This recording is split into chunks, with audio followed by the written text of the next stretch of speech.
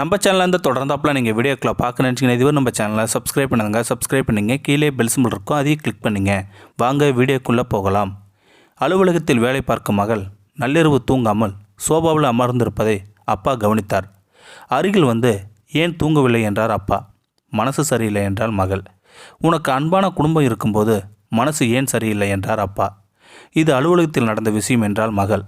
என்னவென்று சொல், நானும் தெரிந்து கொள்கிறேன் என்றார் அப்பா. மகள் சொல்ல ஆரம்பித்தாள். என் அலுவலகத்தை கூட்டி பெருக்கி துடைத்து சுத்தம் செய்யும் பெண் ஒருத்திக்கு இப்போதான் கல்யாணமாகி ஒரு குழந்தை பிறந்தது. 1 வருடம் ஆகியிருக்கிறது. அவளிடம் நட்புன்னு உரிமையுடன் பழகுவேன் நான். தன் குழந்தையின் முதல் பிறந்த நாளை விமர்சையாக கொண்டாட அவள் ஆசைப்பட்டாள். அதற்காக அலுவலகத்தில் ஒரு சில ஊழியரிடம் பண உதவி கேட்டாள். அவர்கள் மறுத்து விட்டார்கள். நான் அதை கேள்விப்பட்டு அவள் கேட்காமலே முன் வந்து பணம் கொடுத்தேன். அதை வாங்கி கொண்டு எனக்கு திரும்ப நன்றி சொன்னாள் அந்த பெண்மணி. அதற்கு பிறகு பிறந்தநாள் நெருங்க அவள் நடவடிக்கையில் ஒரு மாற்றம் தெரிந்தது எனக்கு. என்னுடன் பேசுவதை குறைத்து கொண்டாள் அந்த பெண்மணி. பிறந்தநாளுக்கு கூட என்னை பெயருக்கு அழைத்தாலே தவிர மனசார அழைக்கவில்லை அந்த பெண்மணி. ஆனால் அவளுக்கு பணம் கொடுக்க மருத்துவர்களை எல்லாம் திரும்ப அன்போடு அழைத்தாள் அந்த பெண்மணி. என்னை வேண்டுமென்றே ஒதுக்கியதை என்னால் உணர்ந்து கொள்ள முடிந்தது. நான் அவளிடம் பிறந்தநாள் அன்று எனக்கு வேறு வேலை இருக்கிறது, வர முடியாது என்று சொல்லி பார்த்தேன். அவள் உடனே சரிங்க மேடம், உங்கள் இஷ்டம் என்று சொல்லிவிட்டாள் அந்த பெண்மணி. விழாவுக்கு வர சொல்லி என்னை வற்புறுத்துவாள் என்று எதிர்பார்த்தேன் நான்.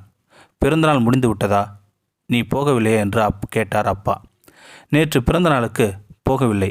அந்த குழந்தைக்காக இந்த பொம்மையெல்லாம் வாங்கி வைத்தேன்.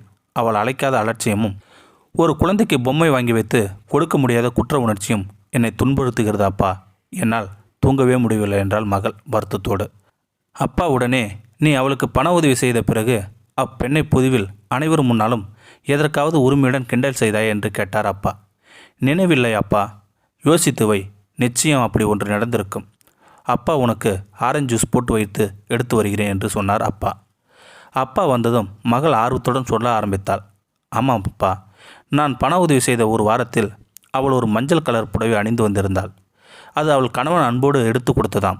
நான் அதை பார்த்தவுடனே, என்னப்பா மஞ்சள் கலர் ஜிங்கிச்சான், இதையெல்லாம் கட்டினா கூலிங் கிளாஸ் போட்டு தான் பார்க்கணும் போல, கண்ணு கூசுது என்றேன் கிண்டலாக. அதற்காக சுற்றி இருந்த அனைவரும் சிரித்தார்கள். ஆனால் அவளும் சிரித்தாளே என்று சொன்னாள் அந்த பெண்மணி. நீ அவள் குழந்தையின் பிறந்த நாளுக்கு உதவி செய்துவிட்டு அவளை அவமானப்படுத்தினால் பதிலுக்கு உன்னிடம் எப்படி அவள் கோபத்தை இயலாமையும் காட்ட முடியும்? வேறு வழி இல்லாமல் சிரித்துத்தானே ஆக வேண்டும். நான் சொல்வது மாதிரி செய் என்றார் அப்பா. ஒரு யோசனையும் சொன்னார். அதன்படி மறுநாள் காலை 1 மணி நேரம் முன்பாகவே மகள் கிளம்பி அந்த பெண் வீட்டிற்கு சென்றாள். தொட்டிலில் கிடந்த மகனை தூக்கி கொஞ்சி, பிறந்த நாளுக்கு வர முடியலடா கண்ணா, இந்த ஆண்டி உனக்கு பொம்மை வாங்கியிருக்கேன் பாரு என்று பொம்மை அருகில் வைத்தாள் அந்த பெண்மணி. அதன் பின் அந்த பெண்ணை பார்த்து, நேற்று எங்கள் குடும்ப வாட்ஸ்அப் குரூப்பில் என் சொந்தக்காரன் பையன் ஒருத்தன் என் 10ஆம் வகுப்பு மார்க்கு குறைவானது என்று பொதுவில் சொல்லி கிண்டல் செய்தான். அவன் அதை ஜாலியாக செய்தாலும் பொதுவில் அப்படி கிண்டல் செய்தது என்னால் தாங்கிக் கொள்ள முடியவில்லை. அப்போதுதான் நான் உன்னை மஞ்சள் கலர் சிங்கிச்சான் என்று கிண்டல் செய்தபோது உன் மனம் என்ன பாடுபட்டிருக்கும் என்று என் மனம் வருந்தியது என்பதை உணர முடிந்தது. என்னை மன்னித்துக்கொள் என்றாள் அந்த பெண்மணி. வேலை செய்யும் பெண் கண்ணீர் மல்க இவள் கைகளை பிடித்து கொண்டாள். அங்கிருந்து ஸ்கூட்டி எடுத்து அலுவலகத்தை நோக்கி வரும்போது, ஒரு மனிதனுக்கு 1 கோடி ரூபாய் கொடுத்தாலும் கூட அவன் தன்மானத்தில் கை வைத்து விட்டால் அவன் உன்னை எதிர்க்கவே செய்வான் என்று அப்பா சொன்ன வாசகம் நினைவுக்கு வந்தது. புரிதலுடன் சிரித்து கொண்டாள் அந்த பெண்மணி. இந்த வீடியோ உங்களுக்கு பிடிச்சிருந்தா கமெண்ட் பாக்ஸில் கமெண்ட் பண்ணுங்கள். கூட உங்கள் ஃப்ரெண்ட்ஸுக்கு ஷேர் பண்ணுங்கள்.